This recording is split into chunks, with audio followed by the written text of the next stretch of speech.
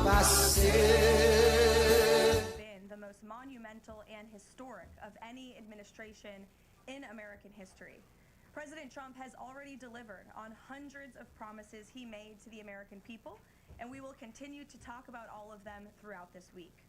Tomorrow, I will host a press briefing at this same time, bright and early again, to highlight the Trump administration's economic accomplishments with our Treasury Secretary, Scott Bessent.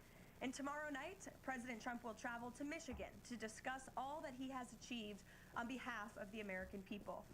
On Wednesday, the president will host an open press cabinet meeting where each cabinet member will discuss their success thus far and their plans for the future.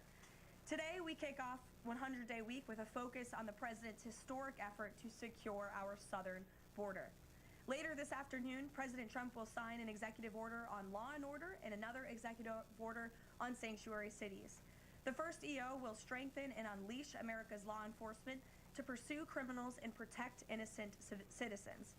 The second EO is centered around protecting American communities from criminal aliens, and it will direct the Attorney General and Secretary of Homeland Security to publish a list of state and local jurisdictions that obstruct the enforcement of federal immigration laws. After these are signed, the president will have signed more than 140 executive orders already, rapidly approaching the total number signed by the Biden administration over the course of 4 years in office. Speaking of Joe Biden, it was his awful open border policies that recklessly allowed more than 10 million illegal aliens to invade the United States over the past 4 years. Innocent Americans like Laken Riley, Jocelyn Nungray, Rachel Morin, and so many others were viciously murdered at the hands of these illegal aliens as a result of Biden's dereliction of duty.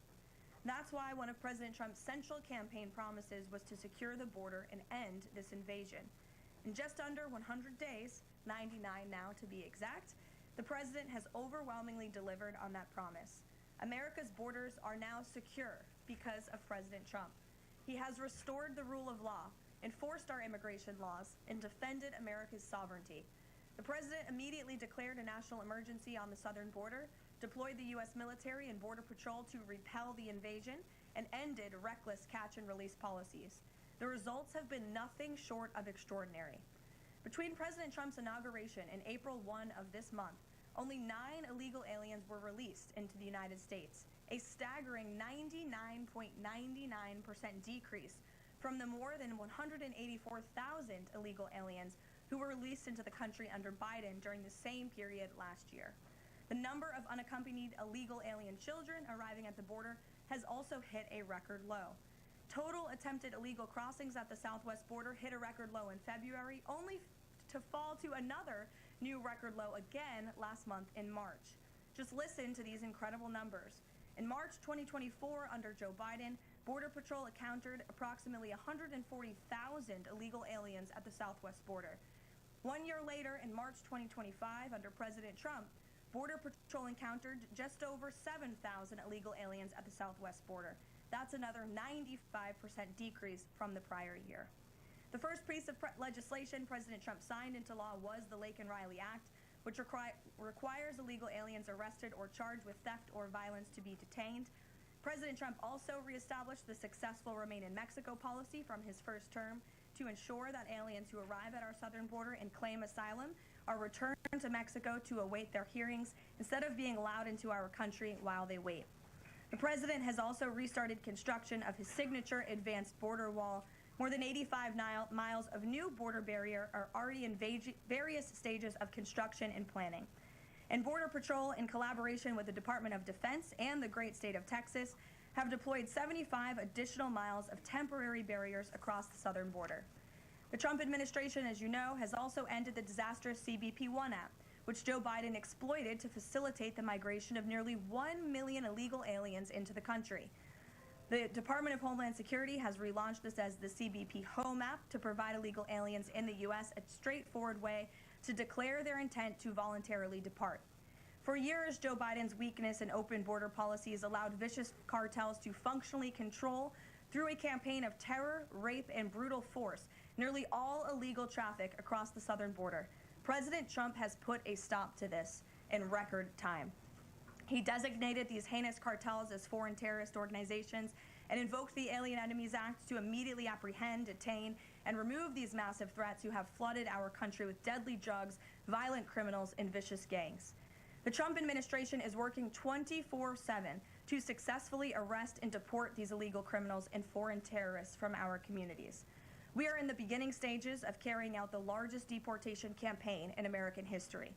Over this past weekend, it was announced that through Operation Tidal Wave, a joint effort between ICE Miami and Florida law enforcement agencies, nearly 800 illegal aliens were arrested during the first 4 days alone.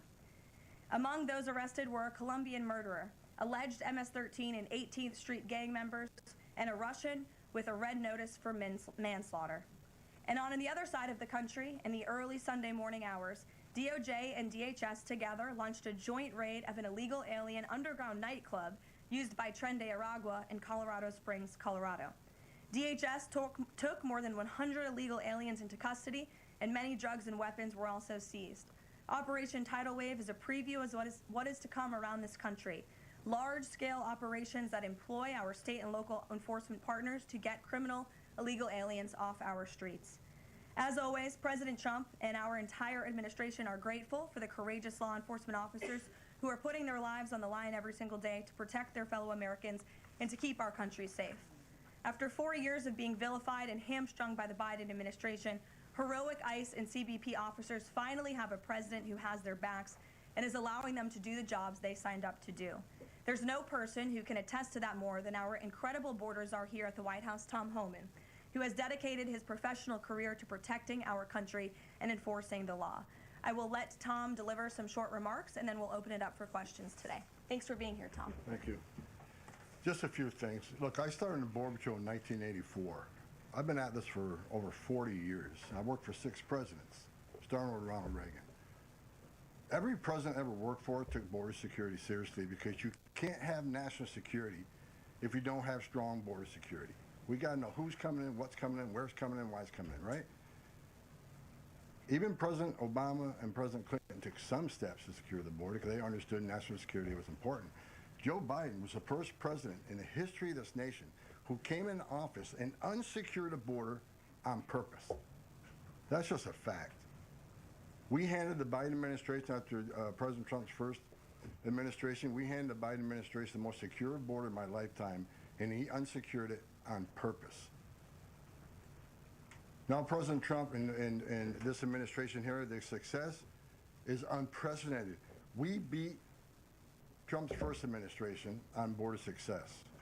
Border numbers are historic low. Today, as I'm standing here, we are the most secure border in the history of this nation, and the numbers prove it. President Trump's policies are saving lives every day. There's been studies done that says 31% of women that make that journey through use of cartels get sexually assaulted.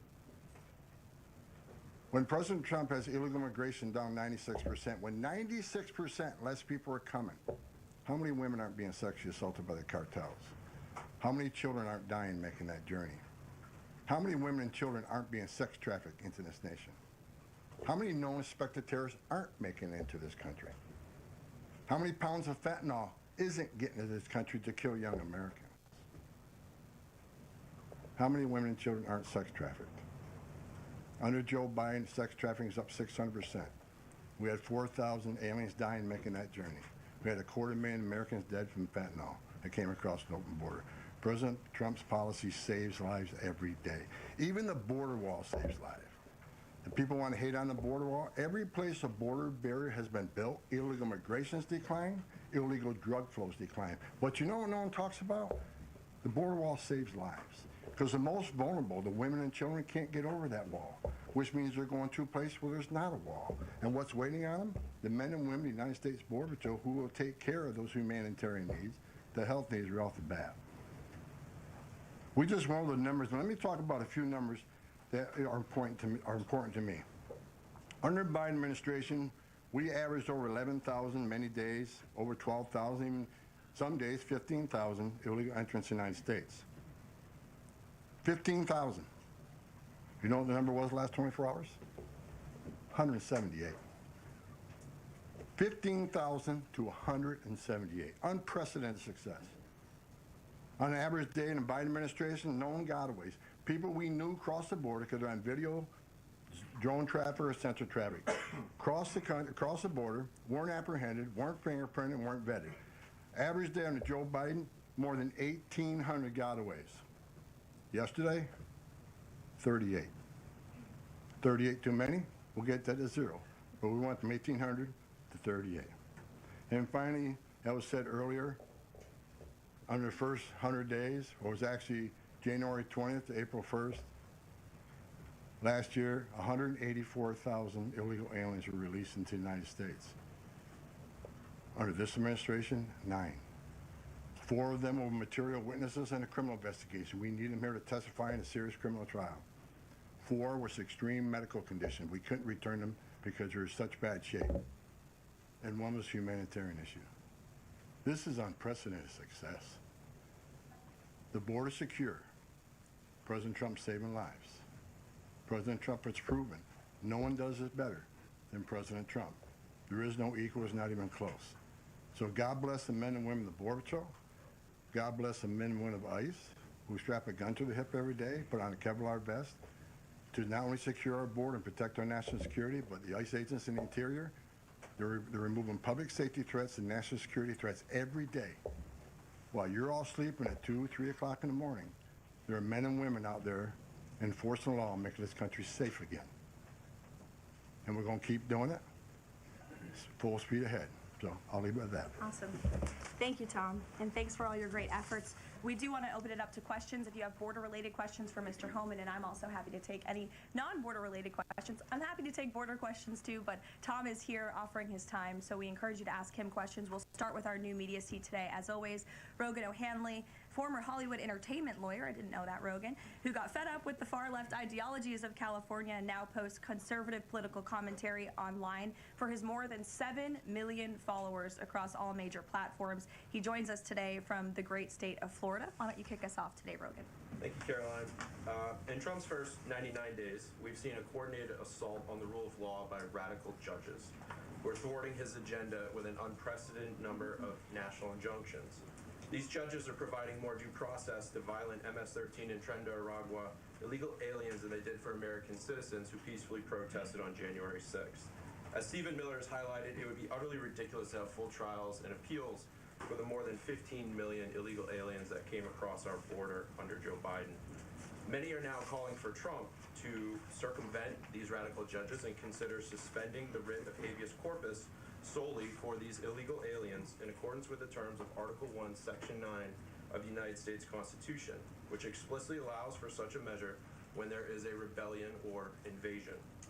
There's strong precedent for this action, being that it was exercised by 3 of our greatest presidents, Abraham Lincoln, Ulysses S. Grant, and Democrats' favorite president of all time, FDR.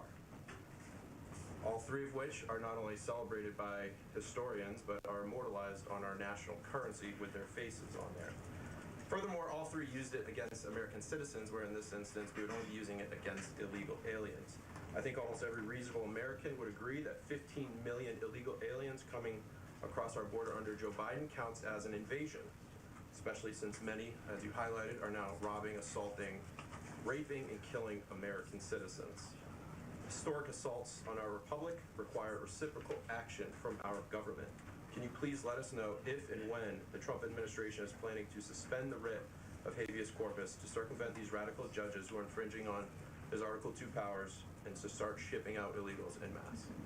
I have not heard such discussions take place, but I can assure you that the president and the entire administration are certainly open to all legal and constitutional remedies to ensure we can continue with the promise of deporting illegal criminals from our nation's borders. And I also agree with the premise of your question, which doesn't happen in this room often, but I do agree with yours. It is absurd that the previous administration was allowed to allow 15 million that we know about illegal aliens into this country with very little pushback from our judicial branch. But this president is trying to simply enforce our nation's immigration laws and is facing roadblock after roadblock. So we're complying with court orders, but as Tom Homan has said every day, we're going to continue to forge ahead with this mass deportation campaign, and the president is open to all remedies to do that. Thanks for being here today, Rogan. If I can also answer your question, as far as the judges, Look, we just arrested a judge, Pam Bondi, for impeding ICE enforcement removals. I said from day one, you don't have to support ICE's operations. You can support sanctuary cities if that's what you desire to do. Sanctuary cities can stand aside and watch ICE keep their communities safe, because any public official, whether you're mayor, city councilman, or governor, their number one responsibility is protection of communities. And ICE has been clear, we're targeting public safety threats and national security threats. I can't believe there's any elected official, and especially a judge, that doesn't believe we should be doing that, and they should be helping us. But I said from day one, you can sit aside and watch, you can argue against us all you want and protest all you want, but when you cross that line, and I've said this 1,000 times, when you cross that line to impediment or knowingly harboring, concealing an illegal alien from ICE, you will be prosecuted, judge or not. And as far as releasing so many people, you know why the Biden administration released millions of people in the United States? No one ever talks about it. I'll talk about it. Why did they release people into the interior of the United States and put them, rather than put them into an ice bed? Why not put them in an empty ice bed at $127 a night rather than in a hotel room at $500 a night? They did it on purpose, because when you put them in an ice detention bed, they get a hearing in 35 days. Court records show 9 out of 10 people claim asylum, get order removal, they're gone. But if you release them and put them in a hotel room at $500 a night, their hearings could be 5, 7, 9 years if you pull out all appeals. And what are they hoping for then? That another Democrat administration is in power. They can warrant amnesty to millions. This is about selling this country off for future political power. That's what it was. The law clearly says if you arrive at our border without proper documentation, you shall be detained. Not maybe, not think about it, shall. And that's what President Trump's doing. Catch and release is over. That's what the law says, and that's what we've done. Harry. A question on Abrego Garcia, if I can. The president recently said when it comes to facilitating his release, he's leaving that up to his lawyer. So just to be clear, have there been any negotiations between the U.S. and El Salvador over his release or facilitating his release? I will tell you what the president of El Salvador told all of you in the Oval Office. El Salvador does not intend to smuggle a designated foreign terrorist back into the United States. He is an El Salvadorian national. That is his home country. That is where he belongs. And the administration intends to comply with what President Bukele said of El Salvador. He does not intend to send that individual back. So that's a no. There's been no talks. What I have told you is that the president of El Salvador has made this quite clear. Kate. Caroline, can you tell us more about the meeting between President Trump and President Zelensky over the weekend? Did that meeting change anything? Did Trump leave that meeting thinking any differently about negotiations and next steps on this? Look, the president talked about this after the meeting himself yesterday when he took questions from reporters on Air Force One. He thinks that he is increasingly frustrated with leaders of both countries. He wants to see a permanent ceasefire. I understand Vladimir Putin this morning offered a temporary ceasefire. The president has made it clear he wants to see a permanent ceasefire first to stop the killing, stop the bloodshed. And while he remains optimistic he can strike a deal, he's also being realistic as well. And both leaders need to come to the table to negotiate their way out of this. And I do think that the president meeting with President Zelensky shows that he is exuding a lot of effort and time into this because he wants to be a peacemaker president, which he was in his first term. He intends to do that again. And this is an incredibly difficult situation and conflict that President Trump inherited from President Biden, who allowed this war to start in the first place, but he's focused on solving this problem. Does anyone have border questions? Sure. Okay. Thank you, Caroline. If border crossings are at a record low, why should it still be considered an emergency?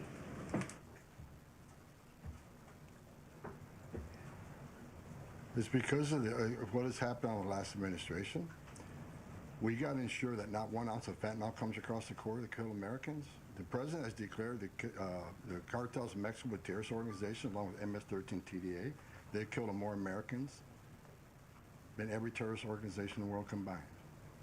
It's an emergency till we shut it down. It's an emergency till the cartels are wiped off the face of this earth. President Trump's committed to saving every life. Now, I just mentioned gotaways 38 yesterday. Who are the gotaways? Where do they come from? We had over 2 million gotaways under Joe Biden's administration. Why did 2 million people pay more to get away? Under the Biden administration, you pay a cartel this amount of money to cross the border. Cartel's job ends at the border. to turn yourself in a green uniform. Get released in 24 hours. Get a free airline ticket to the city of your choice. Get a free hotel room. Get 3 meals a day. Get free medical care. Get work authorization in 90, 120 days, which is the real reason they came here. Why did 2 million people pay more to get away? Because they didn't want to be vetted. They didn't want to be fingerprinted. We've arrested over 400 people on the terrorist watch list coming across the southern border in 4 years. How many of the 2 million came? How many of the 2 million came from countries sponsoring terror? You think it's 0? Then you're ignorant. This is the biggest national security failure this country's ever seen. This is a border emergency until we end it, end all of it. We're making good strides. But right now, it's still an emergency until we shut it down. Go ahead. This is a question for Mr. Homan. Late last week, there were 3 U.S. citizen children who were removed with their mothers who were in the United States illegally.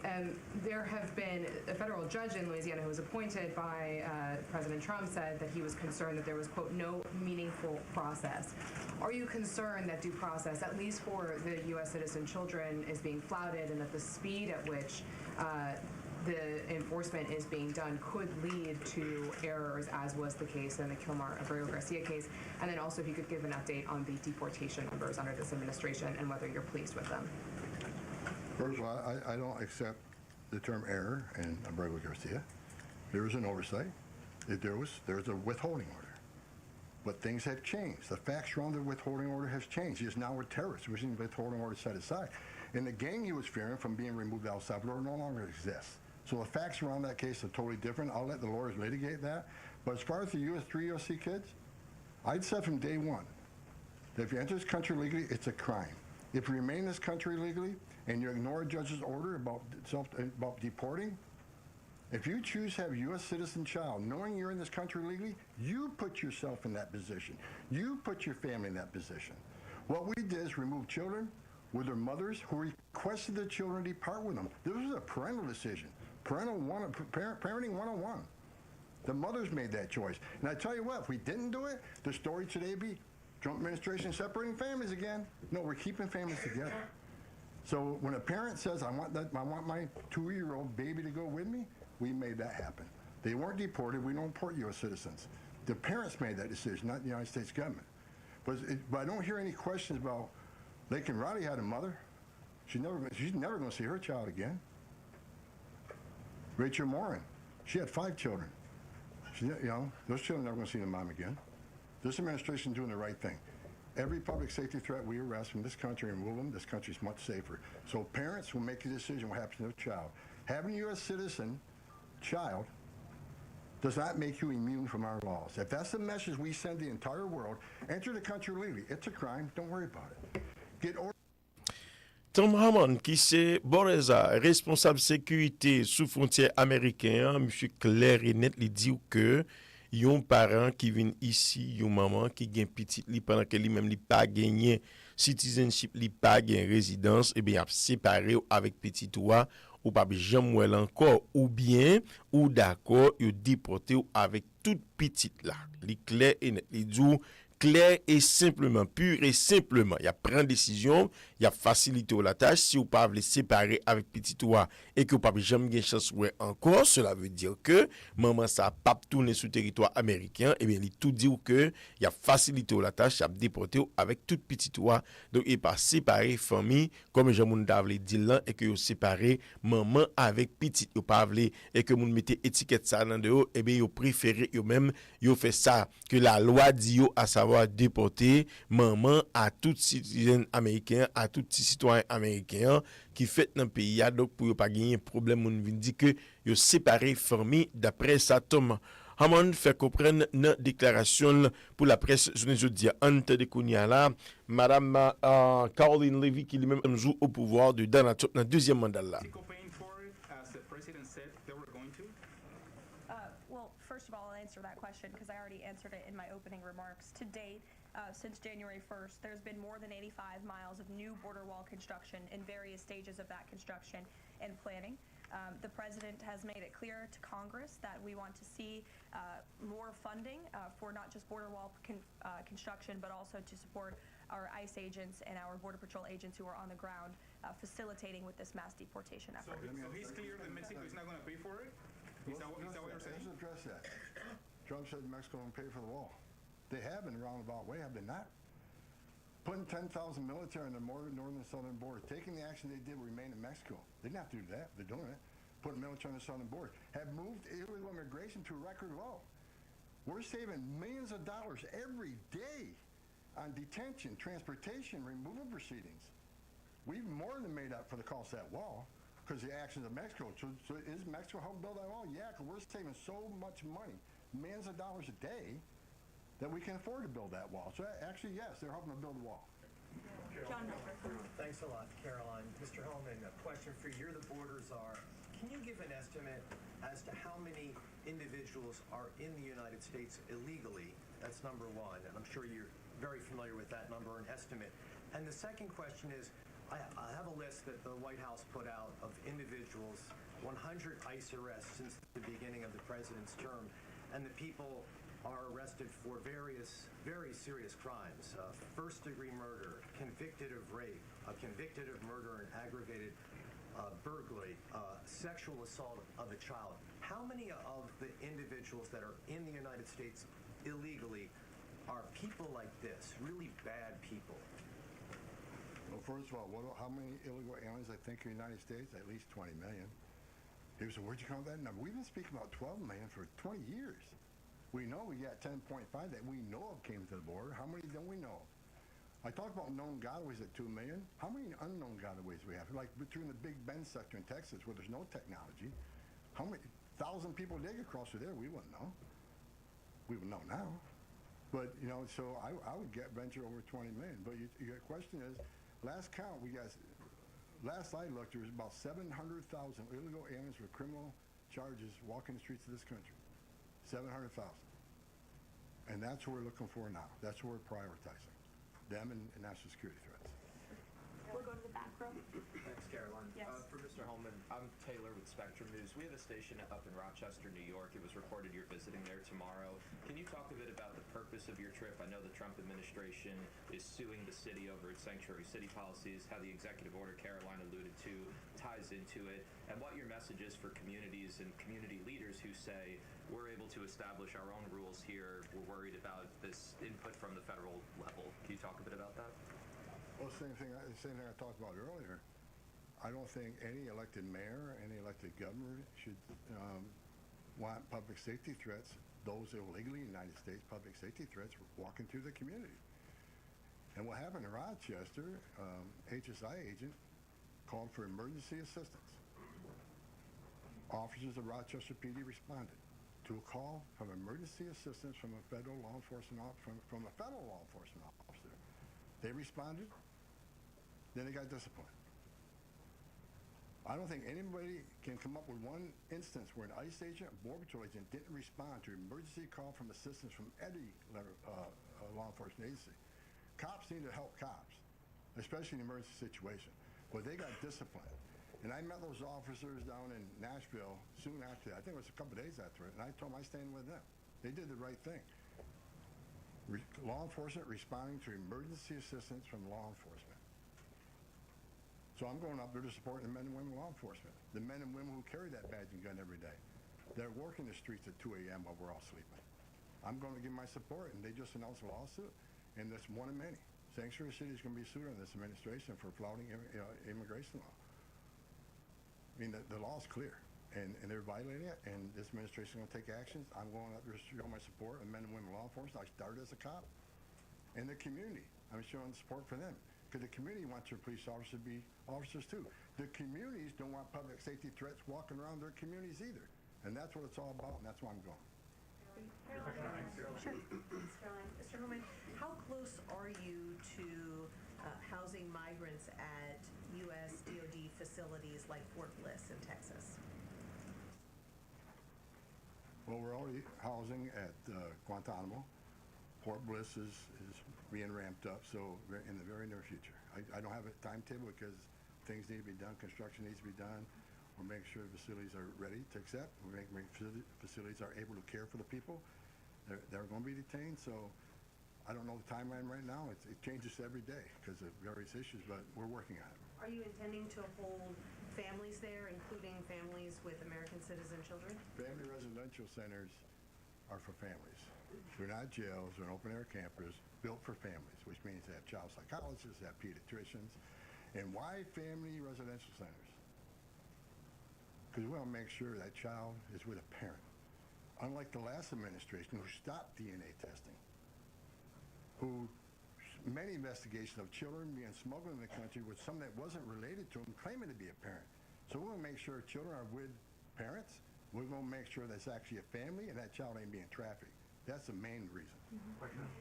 Regarding the executive order on sanctuary cities, is the administration planning to pursue any more investigations or prosecutions like was done against the judge in Wisconsin, against local officials?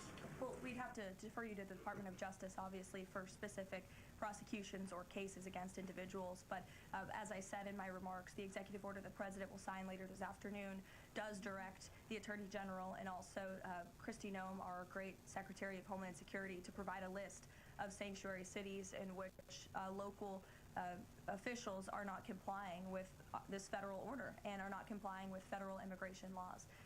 It's quite simple.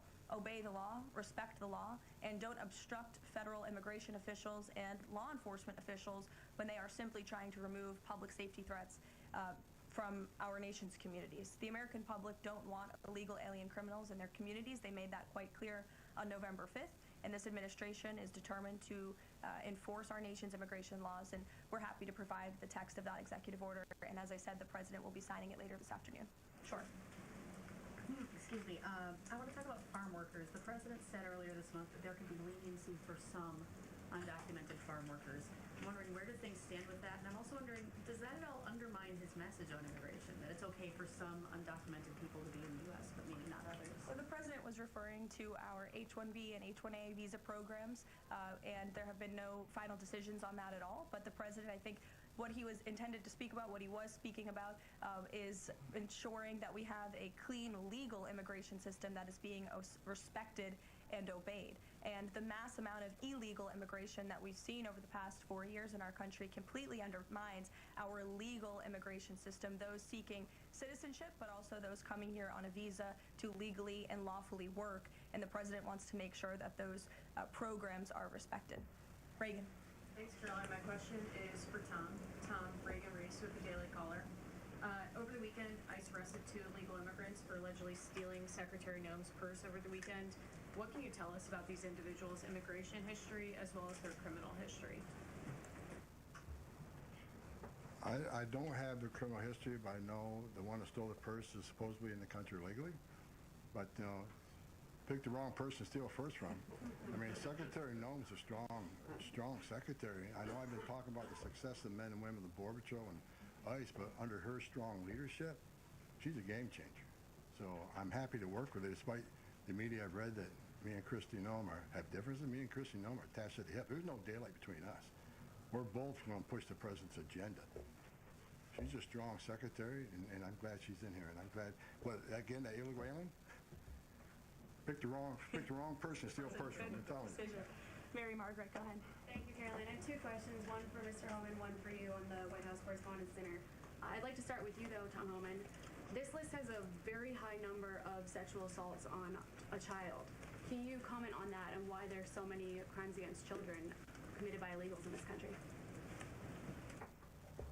I don't know why. It's sick.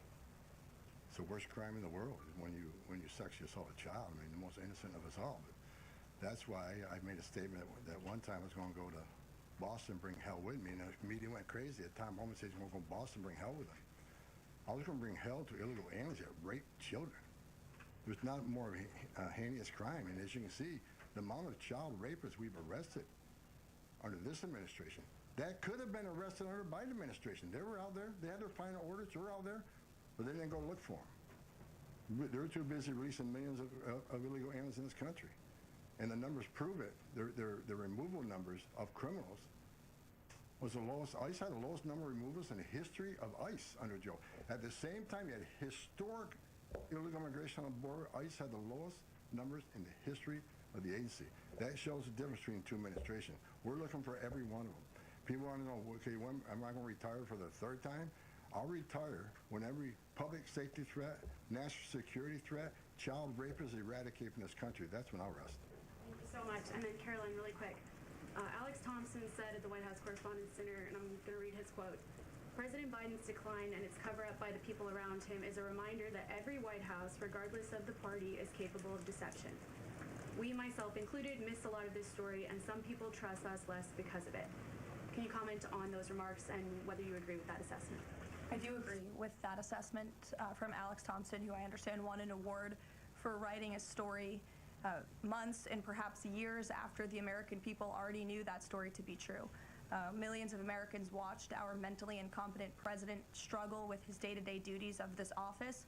We watched our country be ran into the ground as a result, and nobody in the media wanted to write about that, talk about it. There were many reporters, I will say, right-leaning reporters who did talk about that, who didn't get awards, didn't get coverage. In fact, they were lambasted for their coverage. And I remember being on President Trump's campaign, talking about Joe Biden's clear mental incompetence and being accused by people in this room of manufacturing deep fake videos, trying to persuade the public into not believing what they saw with their own eyes for many years. And I think it's about time the legacy media finally admits that was one of the greatest cover-ups and scandals that ever took place in American history, and certainly it did contribute to the decline in the trust that Americans have for the legacy media.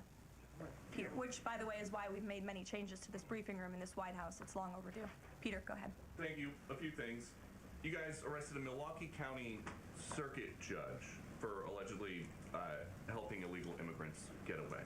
As you guys look at other judges, would you ever arrest somebody higher up on the judicial food chain, like a federal judge or even a Supreme Court justice? Well, that's a hypothetical question. Again, I defer you to the Department of Justice for individuals that they are looking at or individual cases. But let's be clear about what this judge did.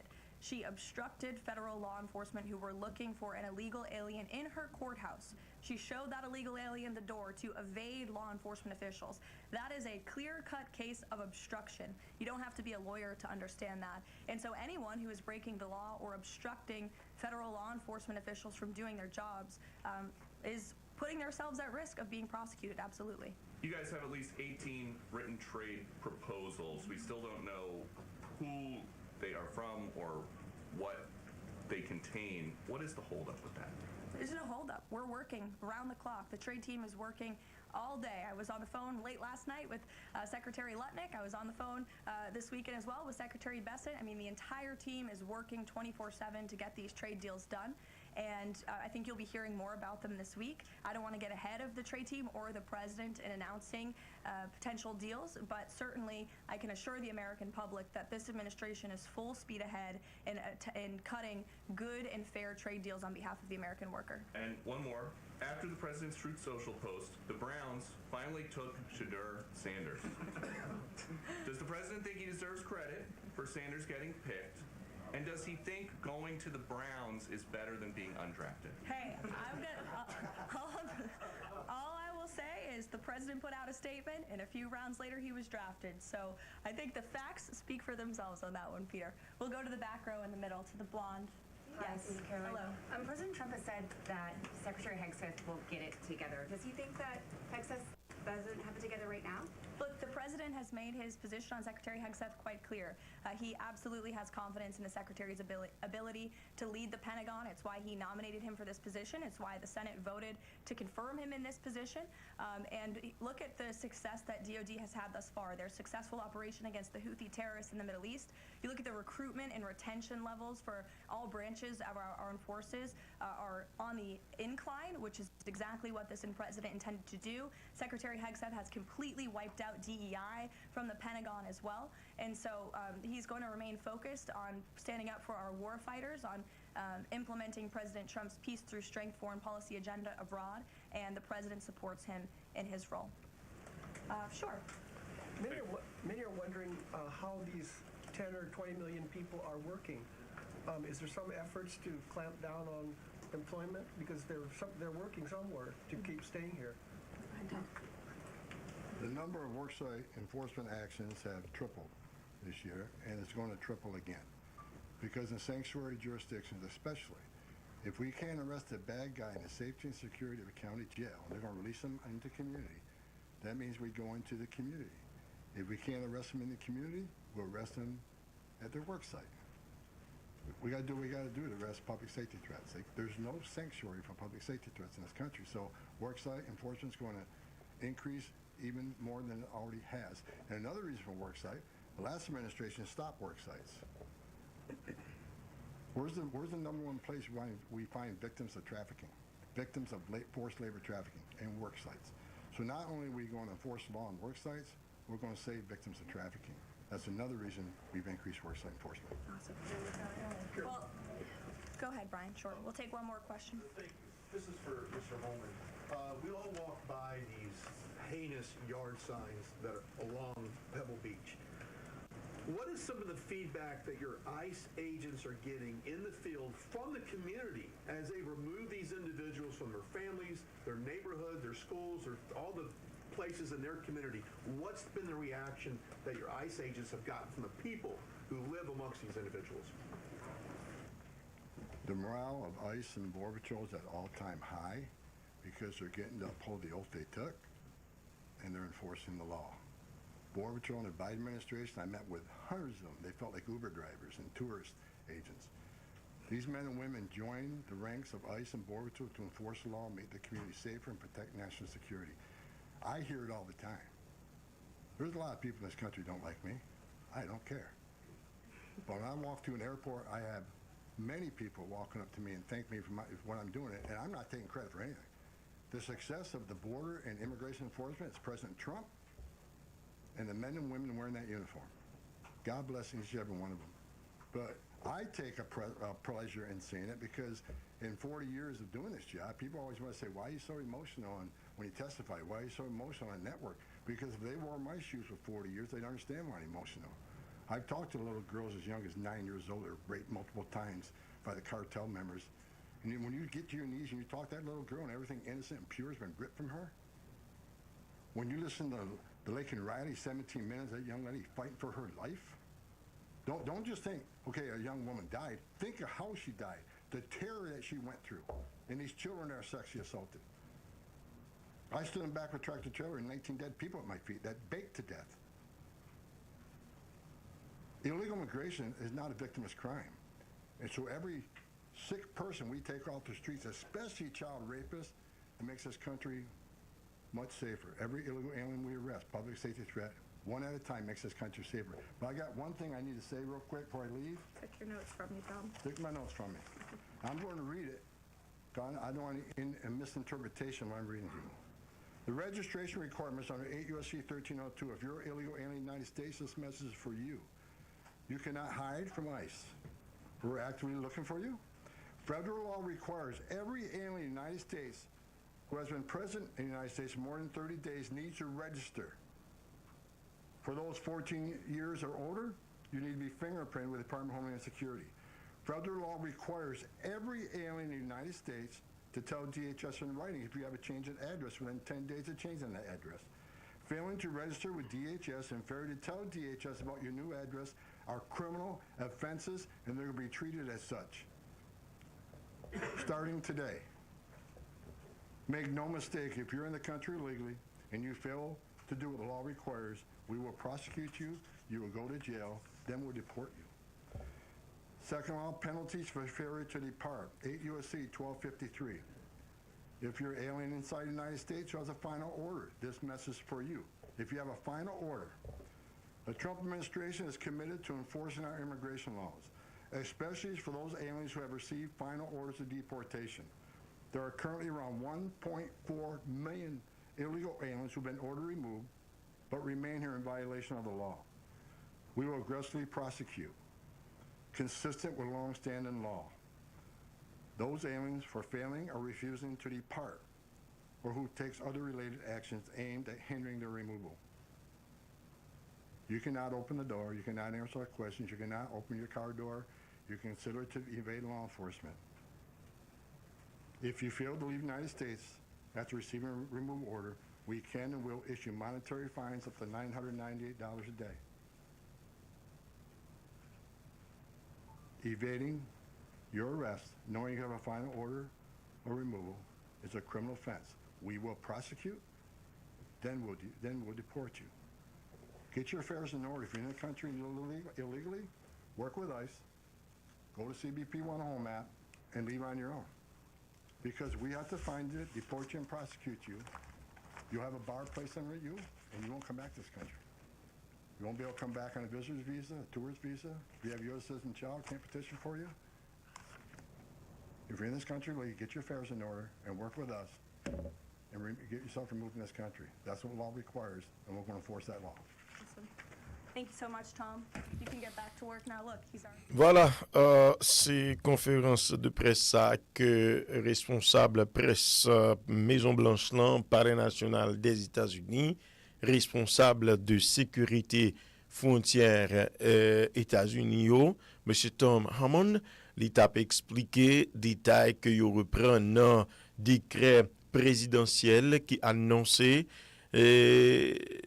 presque de c'est 9 998 $ alors, environ 10 000 $ et que y a chargé et citoyens qui pas yo même obéi à l'ordre à décret ça et que ou capable de déporter tout même si vous êtes un petit dans pays ça si vous voulez retourner selon Tom Hammond ensemble avec Caroline Levitt qui était même dans conférence de presse tête collée, il a été rencontré avec la presse pour parler de 99 jours au pouvoir de Donald Trump qui pral célébrer pendant ce maintenant 100 jours au pouvoir li dans une quantité virée tournée en dedans pays les États-Unis et ville qui déclarée aux villes de Century côté que yo pas décidé pour poursuivre moun qui pas gain citizenship ou qui pas gain résidence dans pays et bien Donald Trump décidé pour attaquer city ça state ça la sou yo et que Tom Hammond fait comprendre qu'il y a prend un membre agent haïtien il a peut débarquer dans state ça dans city ça